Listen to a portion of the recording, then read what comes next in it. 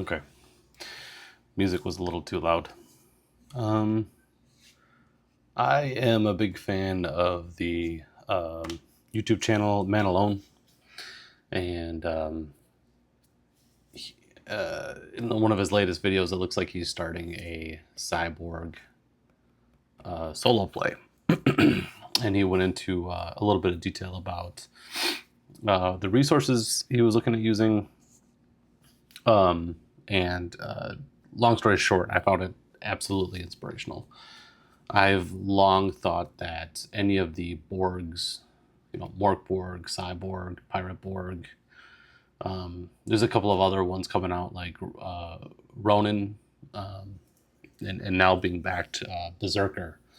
There's a lot of Mork Borg games built on like the frame of Mork Borg, and I think that they're all really suitable for solo play, which is something that I've also long been interested in giving a shot for myself. I've done a little bit of Iron Sworn and Starforged. I like the mechanics of those a lot. But I don't really like. They don't seem to have like a lot of longevity, in my opinion. I'm not much of a writer, um, and I don't like the idea of adding like yet another game to my shelf. However, I do see that for Morkborg, there was a game, an add-on called Solitary Defilement by 1d10 plus 5, which added a lot of Iron Sworn inspired solo play rules to Morkborg. And Man Alone turned me on to this product, Solo Work, which looks like a riff on Solitary Defilement made for Cyborg, which I looked at and thought, like, this looks like just enough rules to add on to the frame of Cyborg to make for fun solo play. So we're going to give it a shot. Again, solo play is something I've always been interested in. And as like a forever GM, I tried some games that were like writing based and all that stuff, and that didn't really jive with me. So I thought to give this a try because it'd be kind of like doing the forever GM thing that I love, but for myself. So we're doing Cyborg, and also I'm kind of doing as much. I'm kind of making this as minimal as possible because I think I have a tendency to sort of get mired in like technology. But I think that can just sort of kind of get in the way sometimes. So to that end, I'm limiting myself to Cyborg, solo, the small solo rules.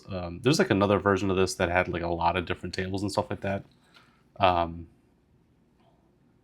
Solo work, I mean, but there's another version that had like a bunch of like a much bigger document, which looked cool, but I was afraid I'd kind of get lost in the sauce, and spend too much time like rolling on tables and not sort of thinking on my feet. So using Cyborg, I'm using Solo Work, and I'm using my favorite oracles, the GM's Apprentice. This is the generic sci-fi version. I have like I also have a deck of like the totally regular GMA rules. I took both of these with me to Gen Con to run Mothership and Shadow Dark, and loved them a lot. They really came in clutch there. If you're not familiar with the Game Master's Apprentice decks, I wholeheartedly recommend giving them a look. The cards are getting a little weathered. That's okay. I kind of like the aesthetic, and I am using them pretty much every session I play in person too. In fact, my players love when I go to the deck to like pull out like a random name or something like that. I will say, when you get the cards printed, they are double-sided, which can be a little disorientating at first, but you just kind of learn to like go with it. Okay, and then I do have like a set of dice off to the side just in case flipping cards gets a little stale. Sometimes that happens. But all the dice rolling is on here. That's kind of like the first thing I use it for. I'll bring it up. All from D4 all the way to percentile dice. It can be a little difficult to tell which die is which, but they are technically all still there. And so I'll probably be deferring to SoloWorks resolution, which is basically to like take a test twice and look for strong hits or weak hits. But I could see sometimes just referencing likely odds right there. With that said, our protagonist for this solo play is, get this out of the way, is a burned hacker by the name of Cord. He is, first off, thanks for looking at my atrocious handwriting, but he is a former corpo drone who has, since learning a terrible truth about nanobacteria creeping into the net, has basically, I pictured he has spun so quickly out of control that he was almost immediately fired from his day job as a corpo drone, probably like something in like programming or whatever. But he became so obsessed with the truth that he learned that he was just probably no longer fit for employment in whatever corporation he worked in, because now he is obsessed with burning it all, which I interpret to mean he's obsessed with seeing society kind of as it is crumble. Maybe that's the only way to stop this nanobacteria creeping into the net.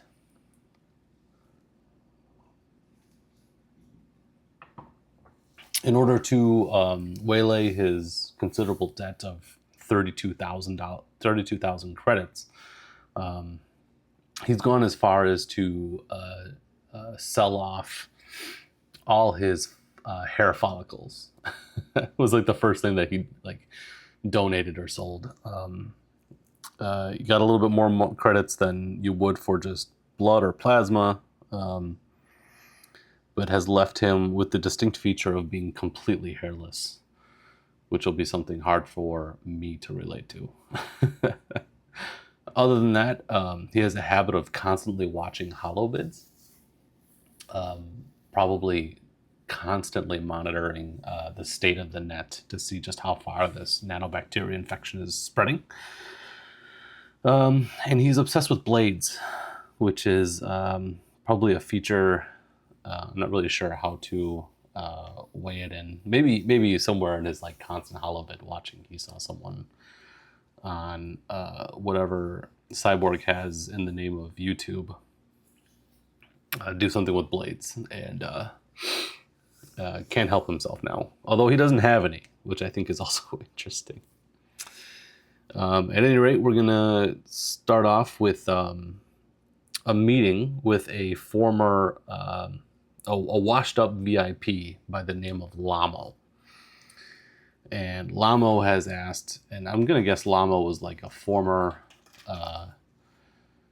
associate for Cord, like maybe like his old boss before Lamo himself, maybe not fired, but he's definitely sort of on the outs. He's no longer the rising star he used to be in this corporation. And much to Cord's surprise, Lamo sent him a message saying, "Hey, I'd like to meet you. I'd like to meet you at a bar." So I wonder if it'd be worth it to pause and look to see if there's like a quick like location generator. Let's see. Let's just go to. Could care less about like the physical size of this bar, but we'll go to SoloWorks features and themes and take a look. We can get D8 features and themes. First one, it is a empty a bar full of, except for all the junkies that sort of hover in the peripherals. And it's also known for being full of AR projections. So it's kind of hard to tell here where the real people end and the augmented reality holograms begin. You can usually tell when they start asking you for some credit donations. I'm going to take these out to try to save space. 1 second. I got this notebook just filled up enough to be a little hard to flip through. So we'll take those out and see if that helps. Sorry about that. So LAMO is already there. In fact, one of the stipulations for Cord accepting the meeting, he said that you need to get there and get a table before I'll show up. And sure enough, when Cord finally gets off of the public transportation he uses, he takes this automated sagging bus into the neighborhood where this bar is. And it's currently, let's take a look, bone-chilling cold outside the bus. So Cord makes a point to sort of roll up his overcoat collar and reaffix his, I'm picturing like a really sorry knitted cap, maybe like one of the last remnants of his old family, his old life. And not used to being hairless quite so soon, the frost sort of takes Cord by surprise. But nevertheless, he enters the bar and makes his way, probably easily identify what's augmented reality and what's a real person, being so affiliated with this kind of technology. Pushes through the array of augmented figures to take a seat across from LAMO. What does LAMO look like? Let's take a look at some of these tables. Let's go for style. D100. 45. Kill mode.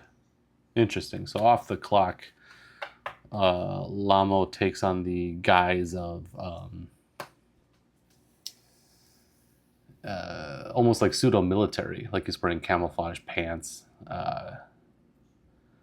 And immediately Cord can recognize him for his elaborate hairstyle, despite the military regalia. LAMO's always been known for being a perpetual student. He calls himself a student of, what does he call himself? What is he obsessed with? 53. He is a student of model mech kits. Okay.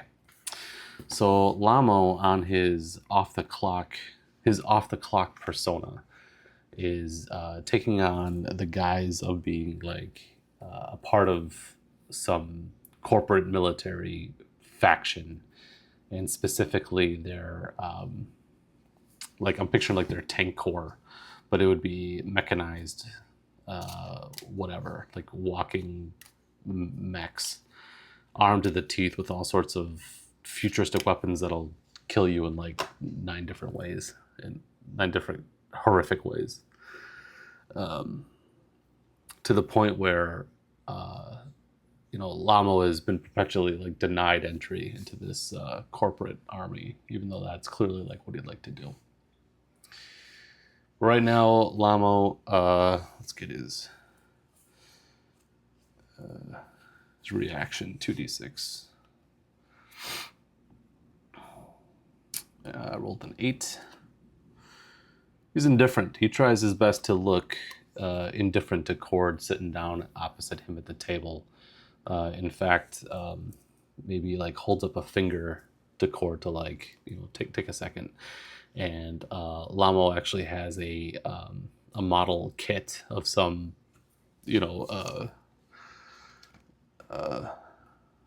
where is it in the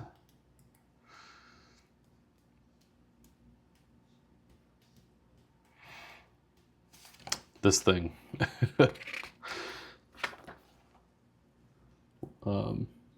This bipedal murder machine. He's got a model version of it on the table, and he's currently quietly trying to solder together. I mean, surely it has like computer like miniaturized like machinery on it and stuff like that. And if he can get this put together just right, maybe Lamo will finally earn himself a spot. In this corporate military and get out of this shit decline that he's stuck in the corporation that he used to work in with Cord. Until Cord loses his patience and he reaches across the table and just sort of like grabs the model and slides it away from Lamo, who's too frightened to like grab back at it because that would mean maybe damaging it, right? So he just sort of lets Cord take it away from him with the look of a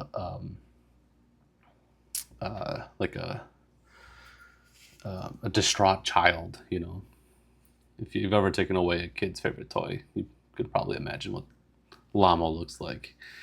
And Cord says, "Look, I'm not happy to be here in the first place. Like, it's all the worse for you making me wait. Let's get on with it." And Lamo says, "Look, I got it never sat right with me, Cord, on how you were removed so quickly from your job. And I'm here to give you an opportunity, for my opportunity to sort of square away my karma.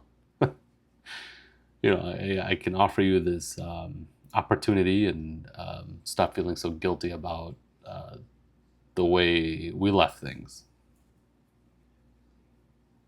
Cord is not too plussed about it, and he makes a point of flagging down like the walking by AR waiter. It's just a hologram of a waiter, but nevertheless he waves it down and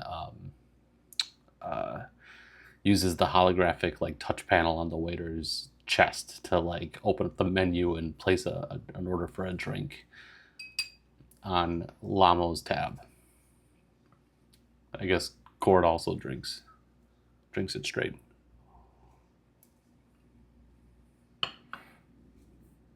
"Just get on with it, Lamo," he says, after making the both of them sit in awkward silence until the drink is delivered.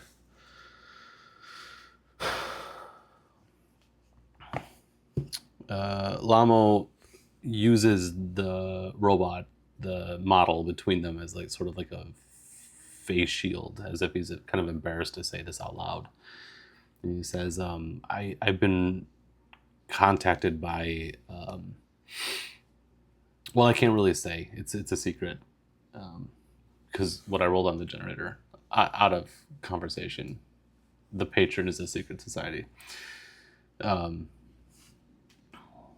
Lamo says, "I'm not allowed to tell you how I came about this, but someone who can pay 8,000 credits needs you to bring in their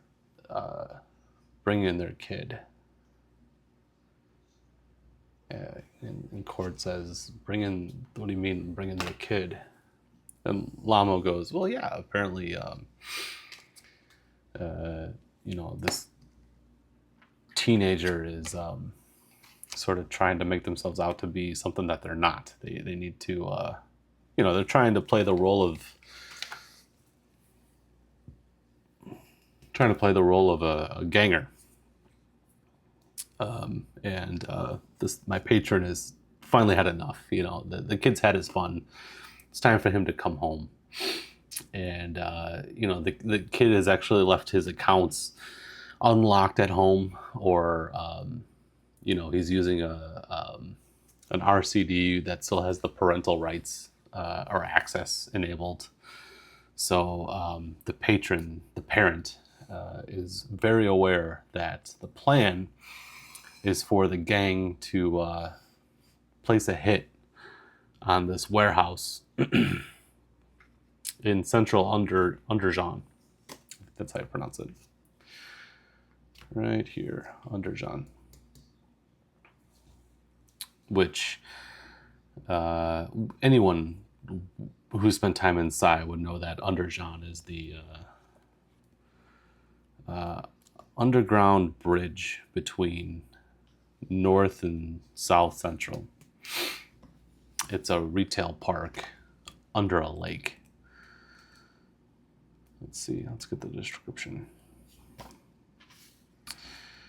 An altar to consumerism in the shape of a sprawling retail park, Underjean is perpetually under construction beneath lake gravel, separating North and South Central.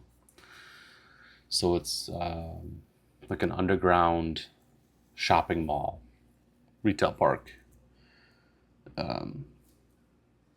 the ends of which connect North and South Central.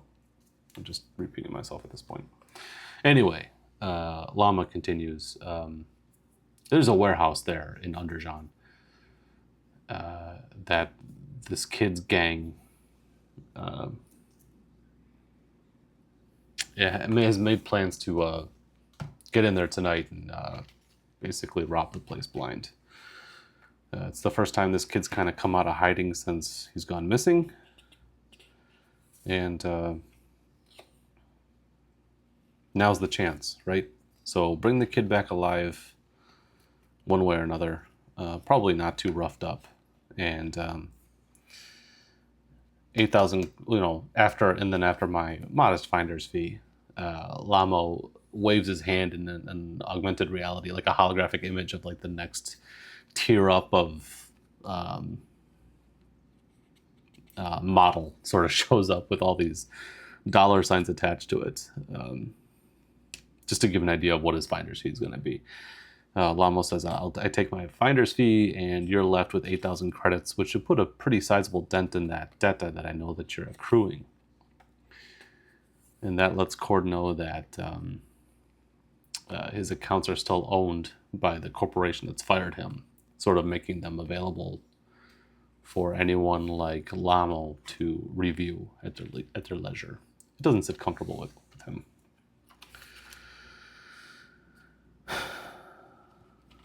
Cord takes a minute to think about it.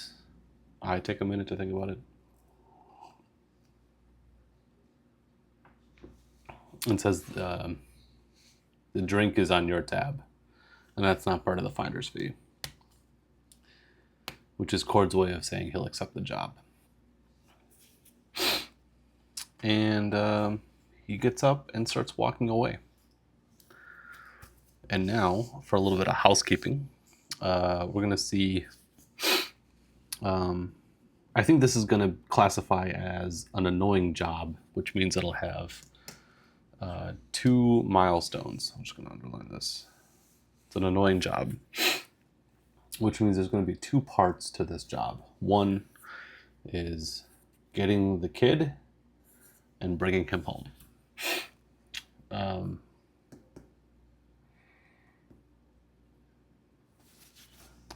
The first thing we're going to do as Cord steps out of the bar is he is going to go searching for some information about this warehouse. And this is where I'm going to look for the right oracle to fish for information. Let's see. This would be a good point for, if I had the gumption, I would fast forward or pause the video. So I'm going to take a minute to find out more about the location.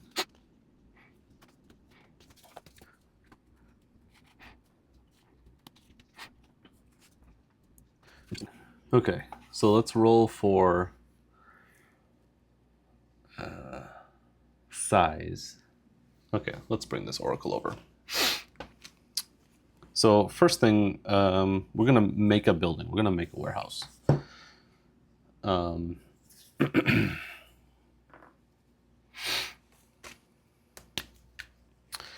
First off, who owns the warehouse? And that would be in the corporation generator. Let's take a look.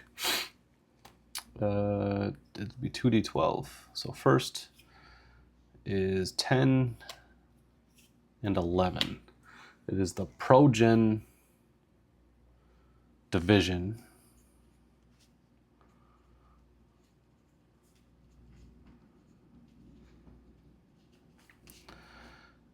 It's hard to write on. Who specializes in lifestyle.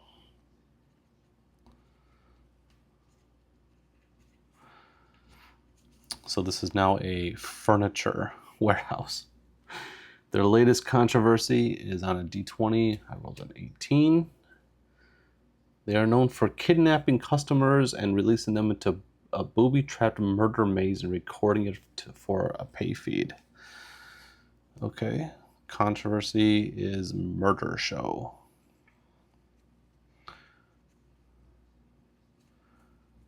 At ProGen Division, we build the most stable furniture and household goods to protect your house with ever.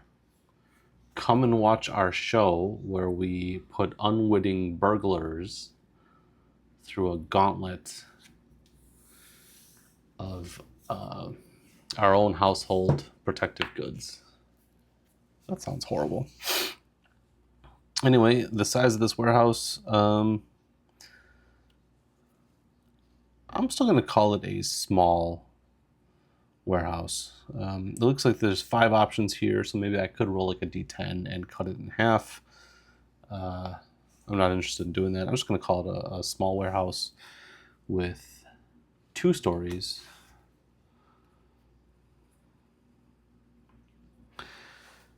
And the first story has 4 rooms, and the second one 3. 4 and 3 rooms.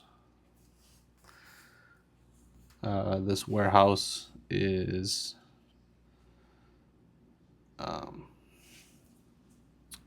let's see. I may have already rolled this stuff.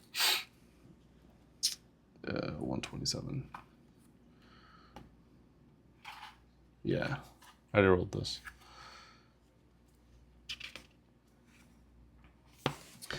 This warehouse is known for traces of a recent gunfight. There's a sentient maintenance system that can be bribed, and tech has a 50% chance to cause a fire. It kind of makes sense. Okay. First level.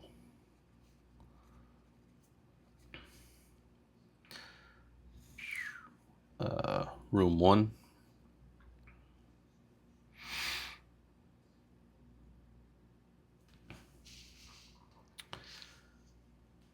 Okay.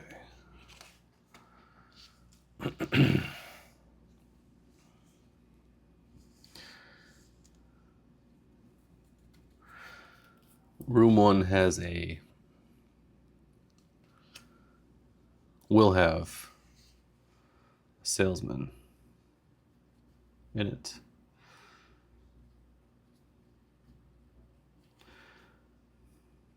Room 2.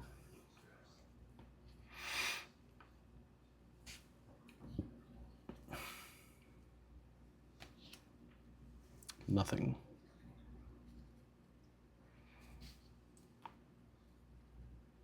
Oops. Room 3.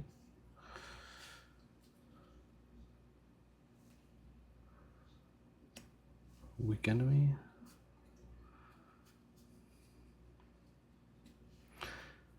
I don't know if I'm going to need all this stuff, but I'm getting it out of the way now. 11. We'll have an NPC. Roll first impression.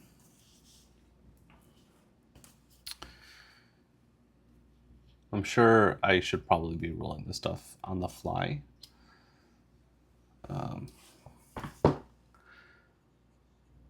But maybe I can get out of the way now. Room 4 will be an NPC who needs help. And the way to get up to the next level is on the first room. What that will look like, I don't know.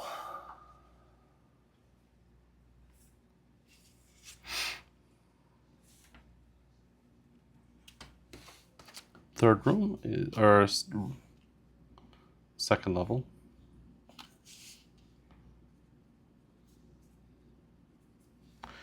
Which is 3 rooms.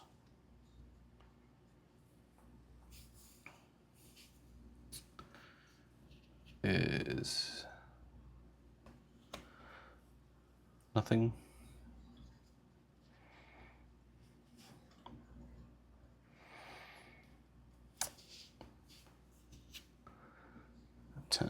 Second room is 100% virtual. That's interesting. It's probably the control room for this. I want to say showroom.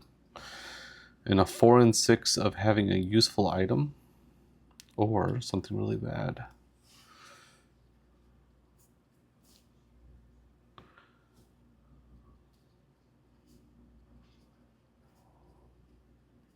The useful item would be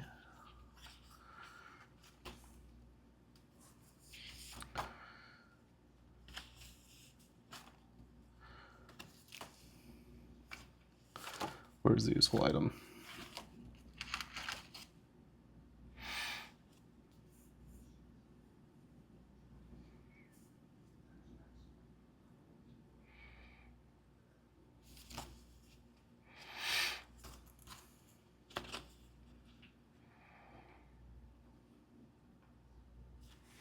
Right here. There's a D6. There's a 4. D10 booster mod. Core page 65.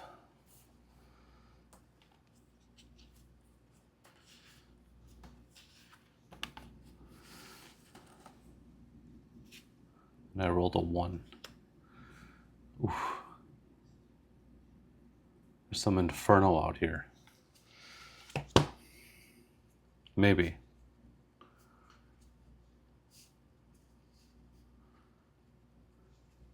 It's probably what they're there to steal. The gang, I mean. Okay, I'm hoping these cards will help me move room to room. Should it come to that. That's some bad glare.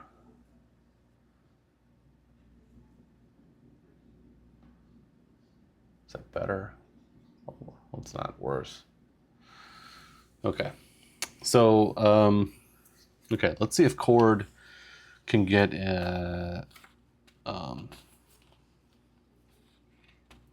how much of this information Cord can discover on his way. You know, he hops back on the bus heading somewhere to get to Underjan, which I'll bet isn't hard to get to if it's a retail park. Probably kind of a popular place. So public transportation to get to Underjan is probably not very difficult. But in the meanwhile, I believe what I would do then, I'm going to my computer. I'm trying to avoid this, but I'm going to my computer for looking for the example, because in the sample in solo work, the character does the same thing. He doesn't have in the example adventure, it says that the character doesn't have the exact location of his target. We do, but anyway, he takes a moment to do some research on a park bench. So he makes a knowledge check against DR12. This is a annoying mission, so I believe this DR is actually more towards like... First off, I got this card from the other supplement, which I don't have. Oh, it's right here. But I thought it'd be kind of a cool way to sort of like earmark how difficult things would be in general. For example, finding out more about this kid or this ganger kid, or things about the job.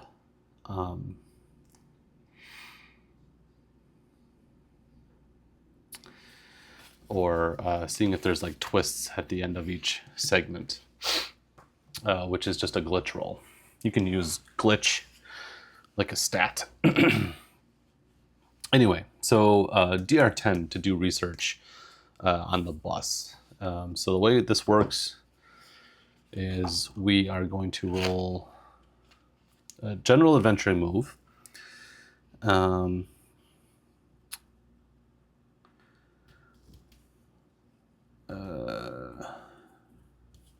Sorry.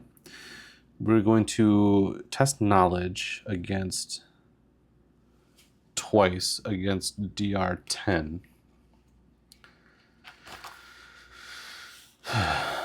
And see how we do. Okay, so knowledge. Cord is pretty smart. You know, he's the hacking type. So he has a +2 to his knowledge. So for my first D20, I rolled a 16. And for the second one, a 1. So only one of them passed. It's a weak hit, which means you succeed, but encounter a complication along the way. Your mag is ejected, someone spots you, you're slow, you lose something.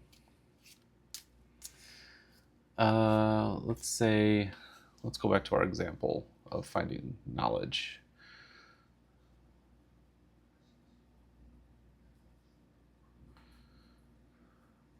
Okay.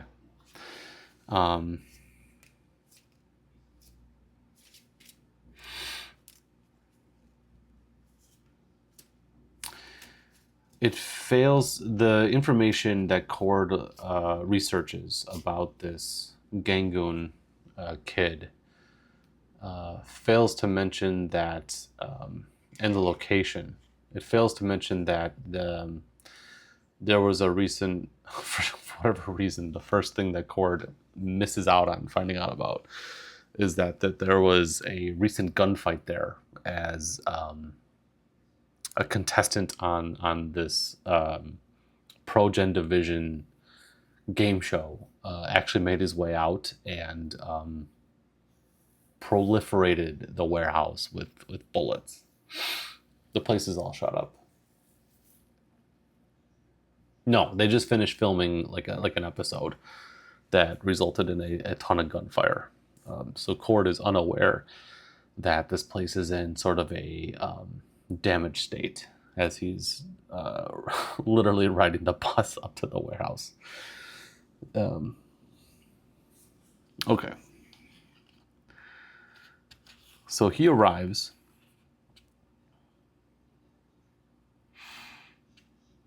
And he's when he gets off the bus and he looks at the Pro-Gen Division warehouse, I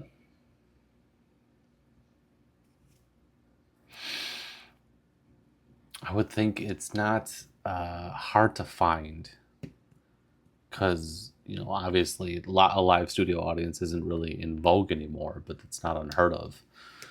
Therefore, there's got to be signs leading to this warehouse, which is now sort of like a film studio as well.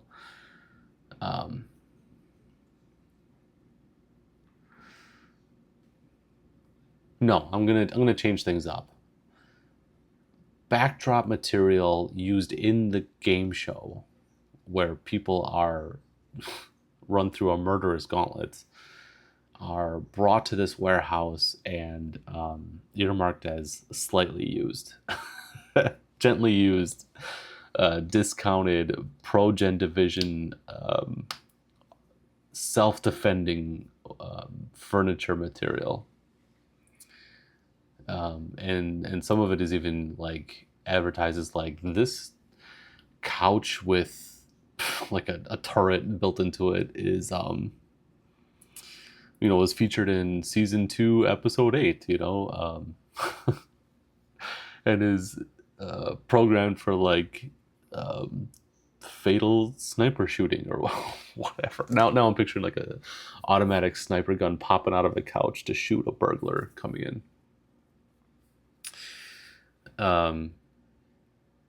So this warehouse, I mean, it's a aftermarket sales sort of like wholesale warehouse. Either the point is it's not hard to find. Maybe is it? I'll go to the Oracle. I would say it's 50-50. Is this warehouse like a 24 hours deal, or is it currently closed? Odds are even, and it says no. It's not open for business. It's currently closed. However, as Cord approaches, he does see a couple gang graffitied windowless vans are pulled up in front of the warehouse, meaning that Llama was good on his word and that the gang is here.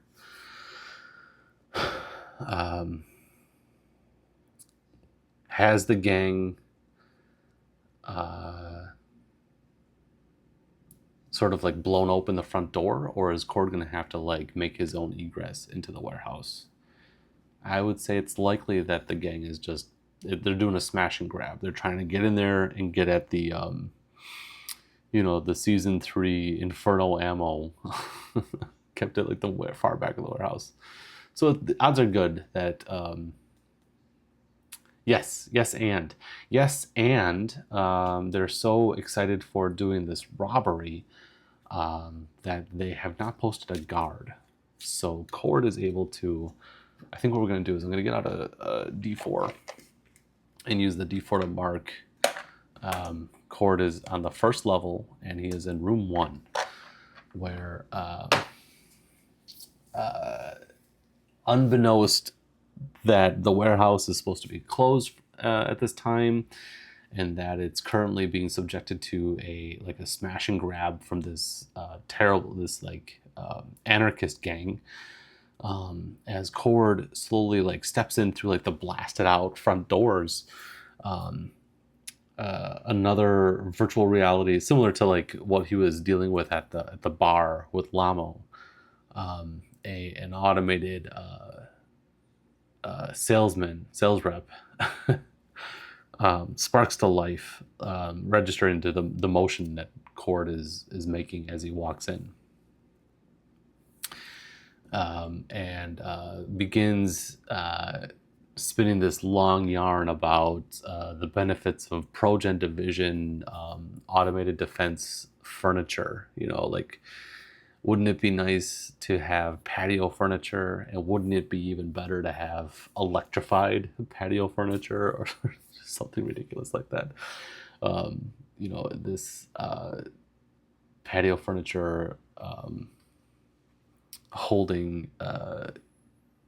holds like a fatal electric charge in it, so when those pesky burglars try to steal it, they can finally get what's theirs, kind of a deal.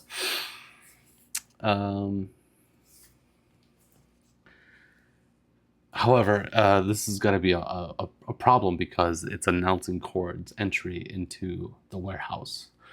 So I think I'm going to look at what is Cord equipped with? He has, in terms of hacking this holographic salesman to shut it down, he has Boom Boom, which is his custom map. I think that's level 2. False Flagger, I think, is designed to fake an alarm or delay a real alarm. But we can leverage False Flagger, I think, as a means to sort of deactivate this electronic salesman. So it's a DR12 knowledge test.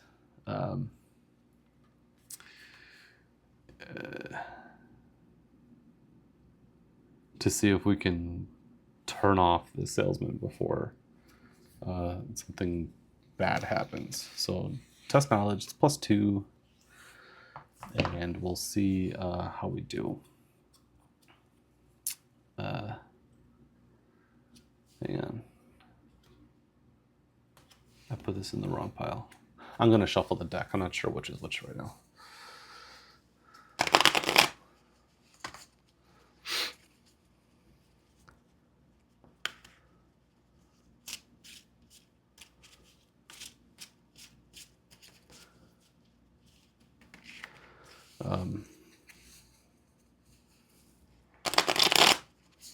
Okay. All right, burn the first card and look at the next two d20s. 13 plus 2 is 15, and 10 plus 2 is 12. That's a strong hit. Everything goes as you wanted it to go. Strange. So as this virtual salesman sparks to life and immediately starts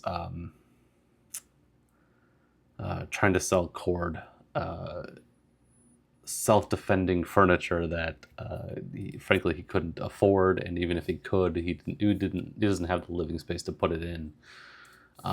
Cord brings out his custom cyber deck and is immediately able to get onto like the wireless network of the ProGen division warehouse. The password is like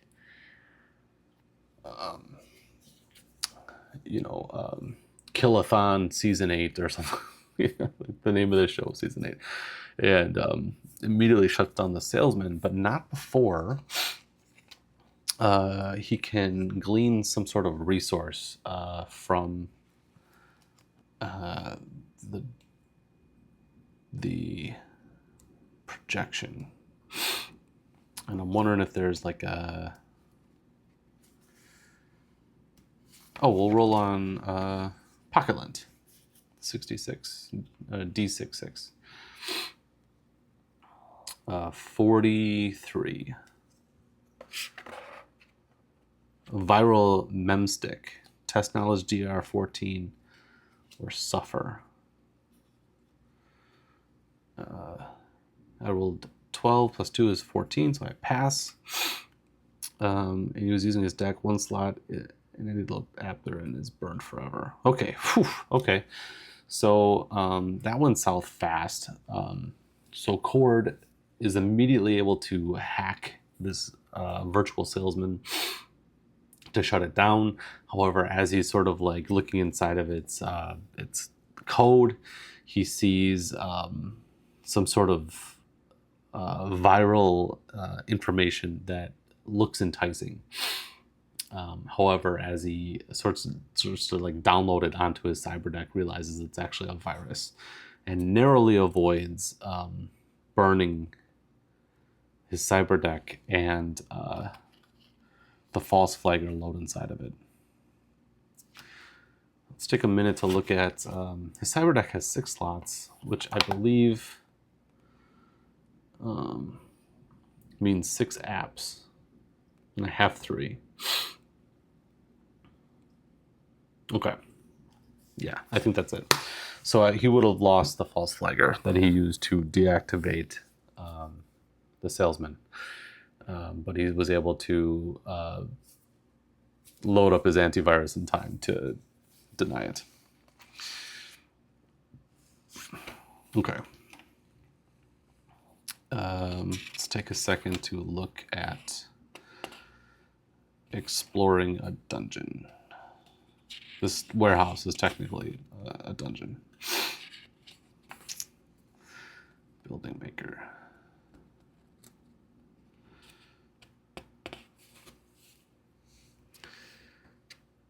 Okay.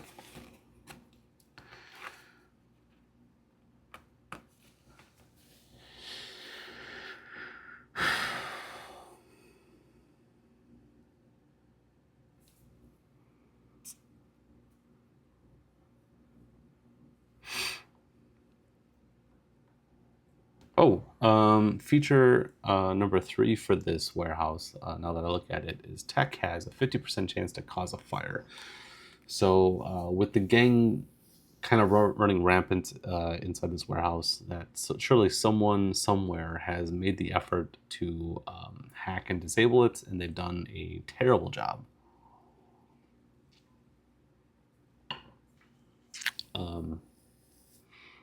Does interacting with this what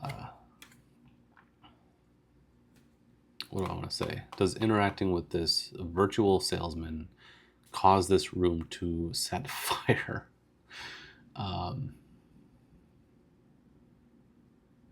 Even odds. And the response is yes. So not only does Cord narrowly avoid unplugging from this virtual salesman before his deck is damaged, but does so violently that the fragile AI, that the computer managing the fragile AI begins to overload, and this room is starts to burn.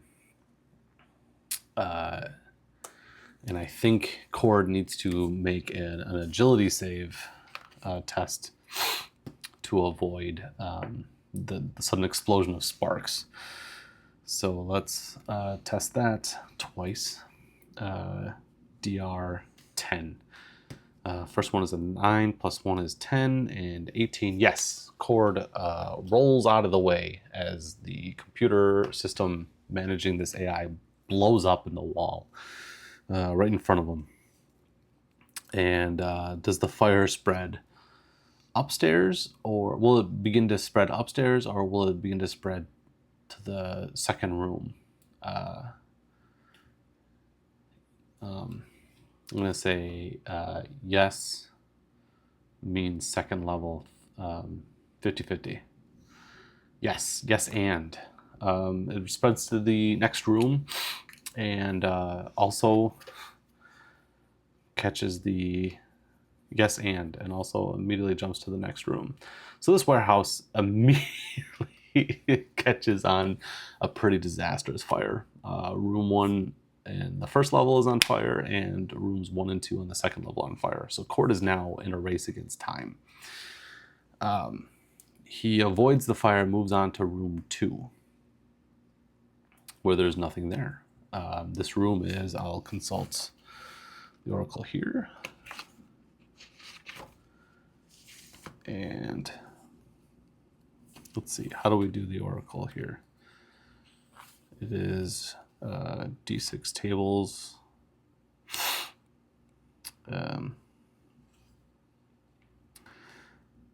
1, 2, 3, 4, 5, 6. Okay. Table 2. 1, 2. Row 6. And 1, 2, or 3. Net. The theme for this room is net, which means this room is, we rolled nothing, but this room is actually filled with old like webcams and stuff like that that would be used in the Pro-Gen Division game show. They're all currently deactivated. This might be worth a fortune to anyone who would want to get into like viral video making, but that's not what we're looking for here. However, is the enemy in room 3 aware of the fire? I'm going to say it's unlikely because they're distracted. So odds are bad, and I rolled no. So Cord looks ahead and sees that there is an enemy, a ganger, in room 3.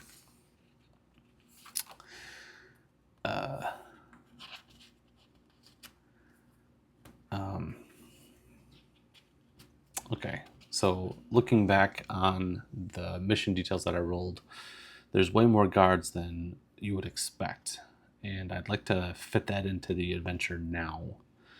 So room 3 is not 1 but 2 guards, night staff, which is way more than I would expect for a small warehouse. It's literally double. I would think just one person would be here, but it's way more. So there are 2 guards here who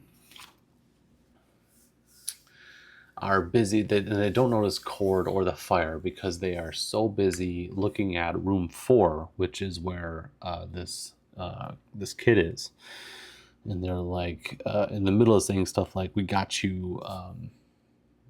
We got you cornered. You need to come out with your hands up, and we won't shoot you immediately." And as Cord is sort of watching the situation unfold in the room beyond, he's realizing that the reason that the guards are not flushing him out immediately is because if they bide their time, Pro-Gen Division security forces will show up and recruit this poor kid into being a contestant on the next episode. It's rare when a contestant literally falls into their lap like this. So Cord is going to attempt to sneak up on them.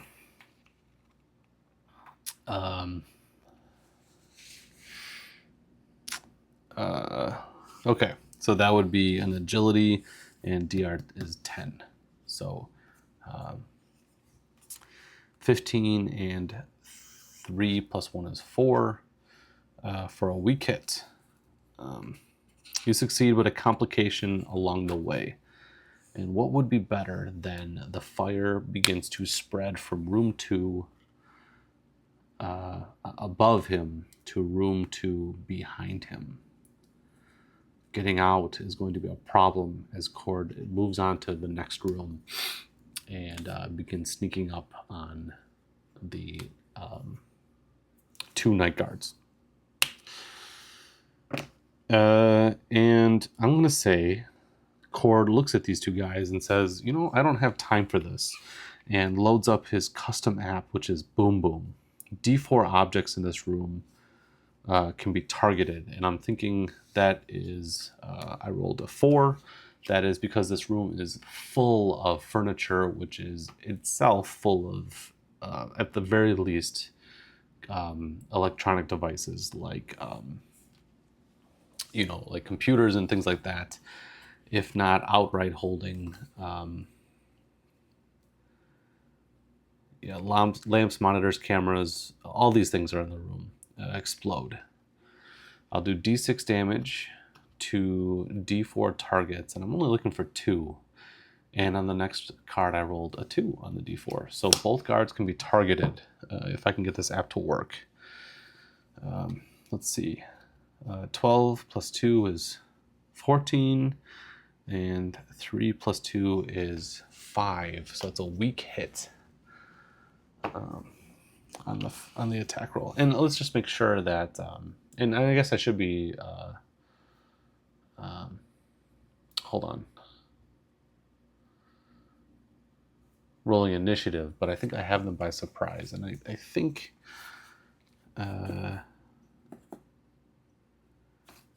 Cord's got the drop on them, so I'm not going to roll initiative anyway. So on his turn, he activates Boom Boom, which 4 things in the room will explode, dealing damage to 2 targets, doing d6 damage to each of them.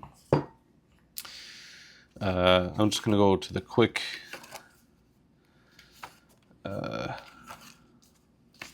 opposition here. These are weak enemies, so they have d4 hit points each.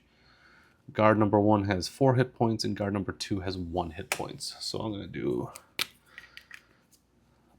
guard 1 and guard 2 has 4 and 1. How much damage do I do to each of them?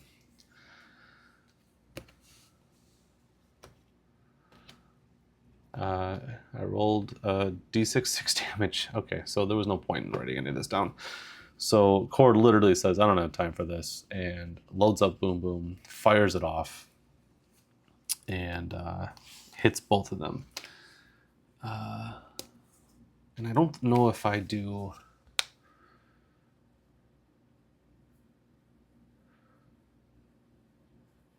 Okay, I don't do general adventuring moves for like combat and stuff. I think that's when I just fall down into the cyborg rules. So he activated the app twice. I only needed to check once. It doesn't matter. So the strong and weak hits, it doesn't matter. He loads up the app, and immediately blows up everything around these guards and kills them. They die in like an explosion of exploding smart furniture. And that's when and moves on to the next room, and that's when he is confronted by, that's where the kid is, who we're gonna name is 2 6s, is 6 and 1. Zaleo. What a terrible name. Okay, let's start writing this down. Is X-Leo. And his reaction, 2d6. Oh, we already wrote that. He needs help. He's pleading with, immediately starts pleading with Cord because, we'll get to that in a second. Let's roll some features about this guy. On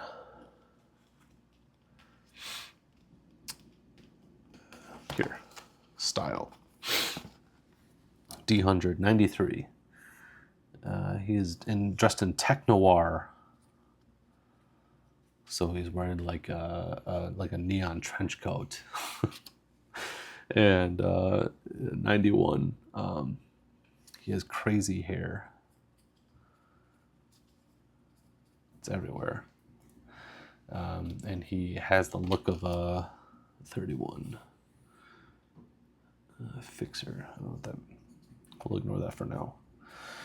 But as soon as he comes in, and I'm going to look at complication, he starts acting against his own self-interest, which means that as the warehouse starts burning down literally around Cord and Zaleo, the kid is like, this is perfect.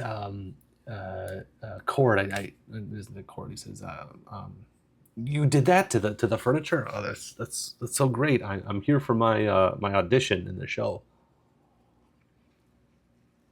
This is perfect. I mean, whoever heard of this? I mean, this will be great. It's like unheard of for someone to run through a warehouse of this stuff just to audition for the show. Much less, usually they just do their own at-home obstacle courses. But here it'll be like I'm running through the real thing. And now that, does the fire spread as they're having the conversation? No. Okay.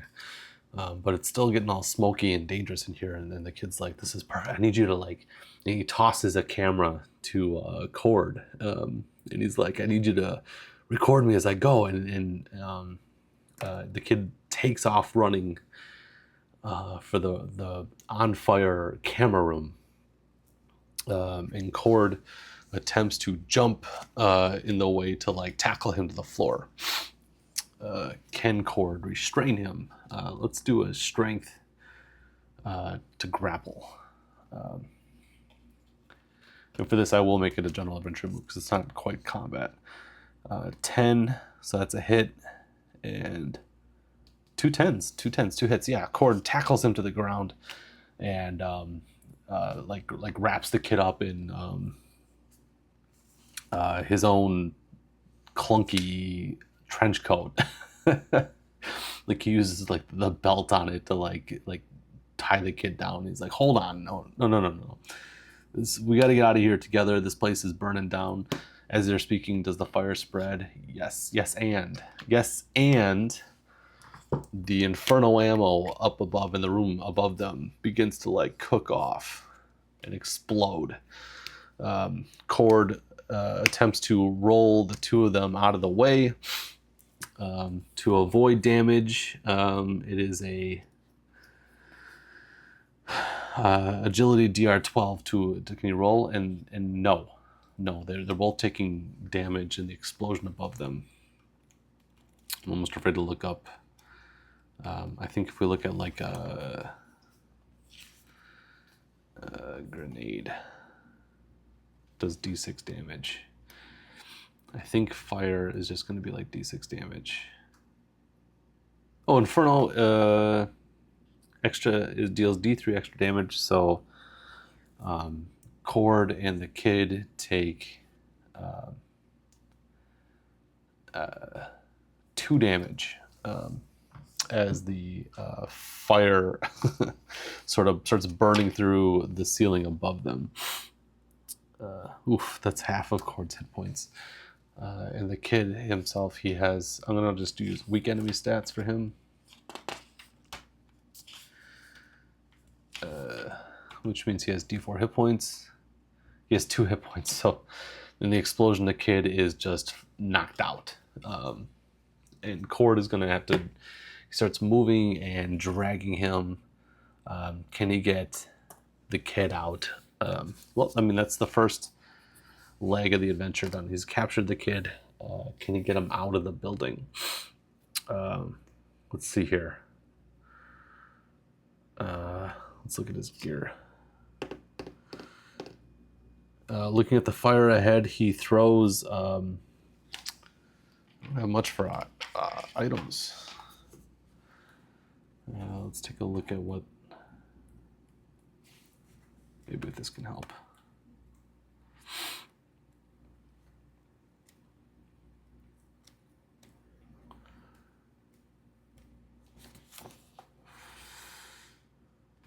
Oh, there's no description for whatever this stuff is. Is Super Lube like a fire retardant? And 50/50 says yes, it is. Okay, so standing at room number 3, where like with the dead guards, and looking at these 2 burned rooms, Cord reaches into his coat and takes out his bottle of Super Lube and attempts to squirt the stuff all over the fire between him and the exits. I'm going to test agility to see how well he can do. That's +1. I rolled 20, so critical, and 18. So strong, 2 strong hits with a 20 on there. I'm going to interpret that to mean that he can, sure enough, spray Super Lube across room 2 and room 1 to escape the Progen Division furniture warehouse, and he gets out. Which brings us to the conclusion of objective part number 2, which is escape with the kid. And Cord brings the unconscious kid. What does 0 hit points mean?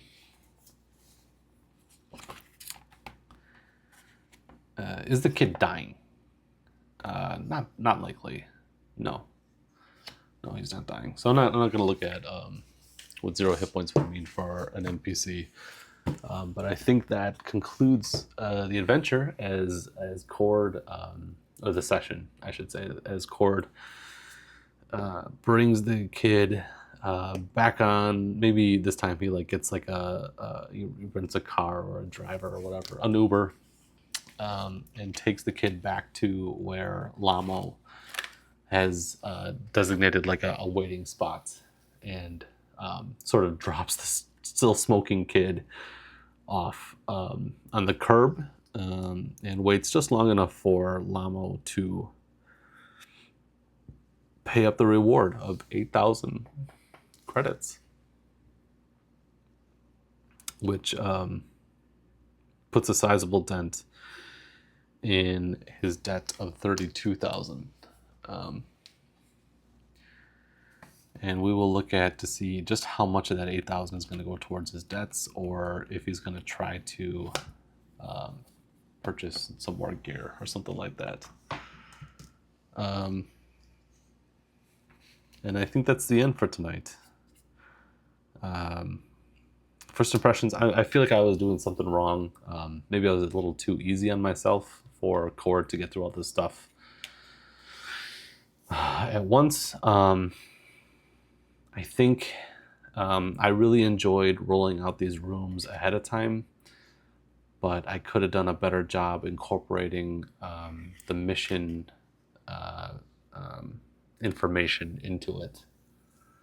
It was kind of hard. Definitely the sentient maintenance system can be bribed. maybe I could have looked into that if the salesman wasn't set on fire.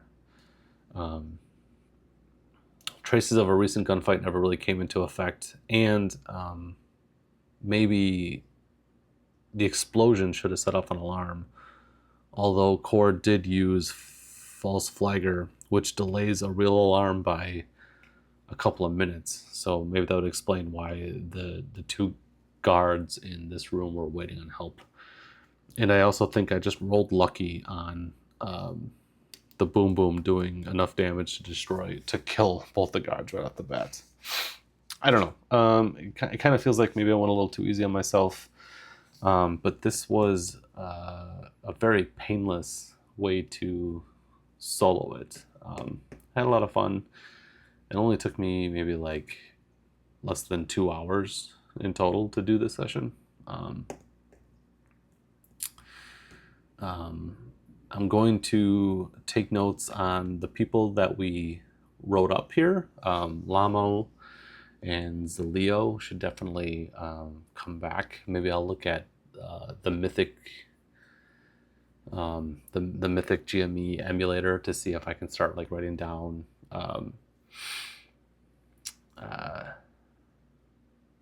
NPCs or like locations to like be incorporated in future adventures or something like that. I don't know.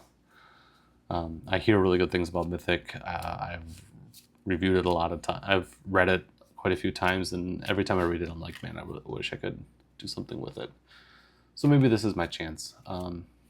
But I definitely want to start slow with the solo stuff. I think it's really easy to like sort of overwhelm yourself with materials for solo missions or for solo gameplay. And the more you do that, the less likely you are to actually play it. So I don't know, maybe just by keeping it simple like this, maybe that's the way to keep going. I don't know. Either way, for cleanup, I'm gonna add the credits, see if there's anything to spend it on before erasing some debt. Applying 8,000 to 32, the $32,000 debt seems like a very sizable chunk. So yeah, just seemed a little too easy. If you made it all the way here, thanks for watching. If you have any feedback or an opinion about what you saw tonight, I'm definitely interested in hearing about it, because I'm recording it and posting it to maybe get feedback. Something really intimidating about doing solo play. I did enjoy this. Like, let's not bury the lead. But I do feel kind of rambly at this point, so I'm going to stop. Thanks for watching. If you have an opinion or maybe something that you'd like to see this turn into, please share it. I would love to get some discussion going about it.